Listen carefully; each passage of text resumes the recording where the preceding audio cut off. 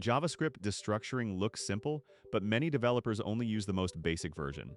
In this video, we'll explore 13 practical patterns that make real project code cleaner, safer, and easier to read. Let's begin with two object destructuring patterns that appear in everyday application code.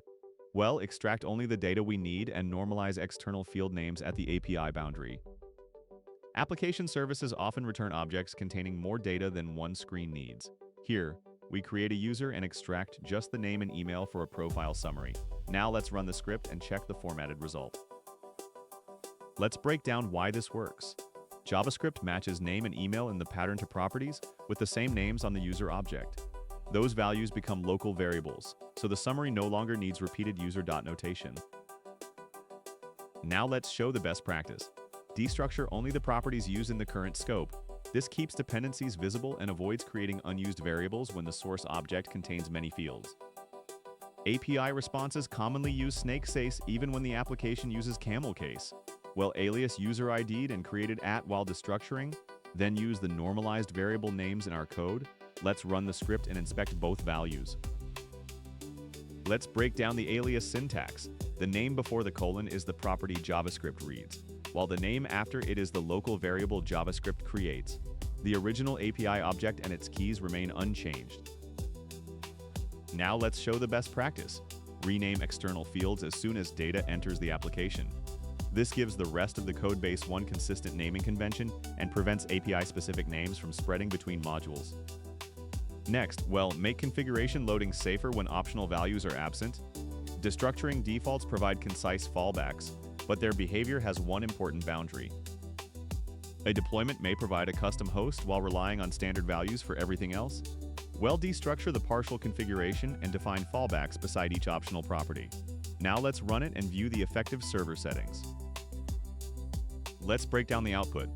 The supplied host remains API internal, while the missing port and log level receive their fallback values. These defaults also handle explicit undefined values, but a null value would pass through unchanged. Now let's show the best practice. Use destructuring defaults when missing or undefined values are expected. If the data source can return null, normalize that case separately so an invalid null does not silently become the effective configuration. Real API payloads frequently contain objects inside other objects. This example extracts a shipping destination directly while keeping the nested pattern readable. An order service may return the customer address deep inside its payload. Follow that object shape to extract the city and alias country as country code without temporary variables. Now let's run the script and confirm the shipping destination. Let's break down why this works. The destructuring pattern mirrors the path from customer to address, then creates local variables only for the final values. The country property is also renamed to country code at the point where it is extracted. Now let's show the best practice. Keep nested destructuring shallow and use it only after the payload shape is known. For optional API data, validate the object or provide safe parent defaults before destructuring so a missing address does not cause a runtime error. Objects are not the only data structures we can destructure. When an array has a stable documented order, positional values can receive meaningful names immediately. A database adapter may return each account row as an ordered array. Unpack the identifier, email, and status into descriptive variables instead of scattering numeric indexes through the code. Let's run the script and view the labeled account record. Let's break down the assignment. Array destructuring maps values from left to right so each variable corresponds to one documented column position. The labels in the output now communicate, meaning that indexes like row 0 and row 1 would hide. Now let's show the best practice. Use array destructuring only when the element order is stable and documented. If columns can be reordered or optional fields make positions ambiguous, convert the row to an object so each value is identified by a property name. Let's use array destructuring in two common workflows. Extract only the values a task actually needs and keep the surrounding code compact. An HTTP helper may return useful data alongside internal metadata that our application does not need. Here, we leave an empty slot between body and status text, so no metadata variable is created. Now let's run the script and inspect the two values we selected. Let's break down why this works. The empty position still consumes the second array element, but it does not bind that value to a variable. The third element therefore lands in status text, and the metadata remains inaccessible by design. Now let's look at the best way to apply this pattern. A single obvious skip is concise, but several empty positions make a tuple difficult to decode. When each value has a distinct meaning, return an object and select named properties instead. A CLI parser needs to distinguish the requested action from all file arguments that follow it. We extract the first token into action and collect the remaining tokens with the rest element. Now, run the script to process the action and every collected file. Let's break down the result. Destructuring takes only the leading token for action, while the rest element creates a files array from everything that remains. The loop can then handle any number of file arguments with the same code. Now let's show the clearest version of this pattern. Keep the rest element at the end because it represents everything left in the array, and use a plural name such as files. That name immediately tells the next developer that the variable contains a collection. Next, use destructuring where data enters and leaves functions. These patterns make optional settings safer and multi-value results easier to consume. A reusable request function should accept partial settings without forcing every caller to specify the full configuration. We destructure method, timeout, and retries in the parameter, giving each one a sensible default and defaulting the complete argument to an empty object. Now let's run one request with partial options and another with no options. Let's break down the two configurations. The first call keeps its supplied method and timeout, while retries falls back to 2. The second call uses the empty object default first, so all 3 property defaults can be applied safely. Now let's highlight the safest function signature.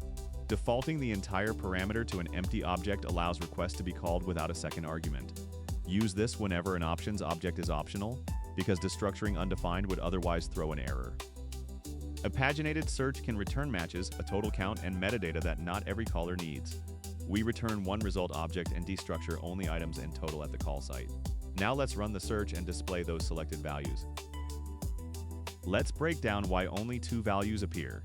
Object destructuring selects properties by name, so items and total are bound regardless of their position in the returned object. The page fields remain available in the result shape, but this caller does not create variables for them. Now let's show when this is the better API design. Return an object when values have different meanings or when more fields may be added later. Callers can select properties by name without depending on a fragile positional order. Finally, destructure values while iterating over a collection. This keeps related keys and values close to the operation that uses them. Deployment tools often convert a configuration object into environment variable lines. Object enterus gives us key value pairs, and we destructure each pair directly in the loop declaration. Now let's run the script and generate one assignment for every configuration property. Let's break down the loop. Every value produced by object enterus is a 2-element array containing a property name and its value. The loop header assigns those elements to key and value before the body formats the final line. Now, let's highlight the most readable form of this iteration. Destructure in the loop header when the key and value are always used together. This avoids temporary entry variables and unclear index access, such as entry 0 and entry 1. Let's combine object and array destructuring to handle a realistic nested payload. This pattern is useful when one property contains an ordered collection. In permission systems, the first role may be the primary role while the others provide extra access. Let's write one pattern that reads the name from the object and splits its roles array. Now run the script and inspect all 3 extracted values. Let's break down why this works. The outer object pattern extracts the name and opens the roles property, while the nested array pattern takes its first element separately. The rest element then creates a new array containing editor and analyst. Now let's look at the best practice boundary for this technique. A mixed pattern is a good choice when the payload shape is stable and the declaration remains easy to scan. If deeper nesting starts hiding the intent, destructure the object and its array in separate statements. Next, use object rest properties to create a sanitized copy. This is a convenient transformation when controlled records must be prepared for logs or responses. Suppose we need a user object for logging, but the database record also contains a password hash and an access token. Let's extract those sensitive fields without using them, then collect the remaining properties into safe user. Now run the script and print only the sanitized object. Let's break down the result. Named properties are removed before the rest operator builds safe user, so neither sensitive value reaches the printed object. The remaining properties are copied into a new shallow object while the original record stays unchanged. Now let's show the safer approach for a strict security boundary. An explicit allow list copies only fields that are approved, so a newly added secret cannot leak into the response by accident. Use REST-based omission only when you control and review every possible remaining field. Finally, make nested destructuring safe for nullable asynchronous results. The key is to normalize the outer value before applying property defaults. A feature service may return real configuration data or null when configuration is unavailable. Let's normalize the awaited value into an object before destructuring, then add defaults for the nested flags and their values. Run both cases to confirm that missing data falls back safely. Let's break down why both calls complete without an exception.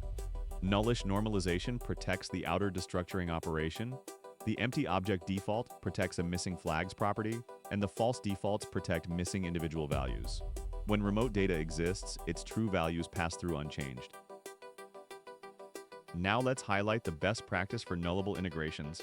Normalize null or undefined before destructuring because property defaults only activate after JavaScript has a valid object to inspect. Apply this pattern at integration boundaries and consider validating more complex external payloads before using them. You now have 13 destructuring patterns you can apply in real JavaScript projects. Subscribe and like the video, then tell me in the comments which example was most useful and what JavaScript topic you want to see next.